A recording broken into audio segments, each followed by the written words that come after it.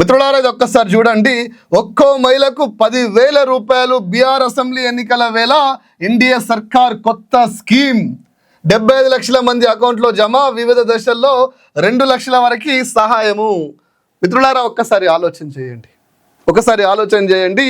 ఈ దేశ ప్రధానిగా ఉండి బీహార్ ఎలక్షన్ల సమయంలో బీహార్ మహిళలకి 75 లక్షల మందికి ఆర్థిక సాయం చేసినావు కదా, మరి ఈ దేశ ప్రధానిగా నా తెలంగాణకి ఎందుకు చేయవు? బీహార్లోనే మహిళలు ఉన్నారా? నా తెలంగాణలో మహిళలు లేరా? ఆ మహిళలు నీ బీజేపీకి ఓటేయలేదా? తెలంగాణలో 8 మంది బీజేపీని గెలిపించారు. ఈ 8 మంది బీజేపీ నాయకులు ఎక్కడ ఉన్నారని అడుగుతున్నా. ముఖ్యంగా ఈటల రాజేంద్రని, రఘునందన్ రావుని సూటిగా అడుగుతున్నా. ఆనాడు చింతమడకకు 10 లక్షల రూపాయలు ఇస్తే ఒక్క చింతమడకకి ఎట్లిస్తావు కేసీఆర్ అన్న ఈటల రాజేంద్ర మాట్లాడాలి. ఒక్క చింతమడకకి ఎందుకు ఇస్తావు?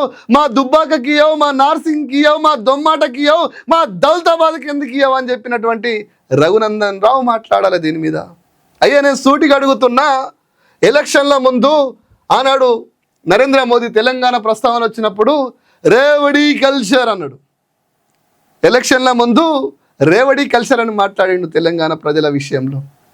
నేను ఇలా సూటిగా అడుగుతున్నా, మరి ఇదే కల్చరో ప్రధాని గారు తమరు సెలవు ఇవ్వాలి.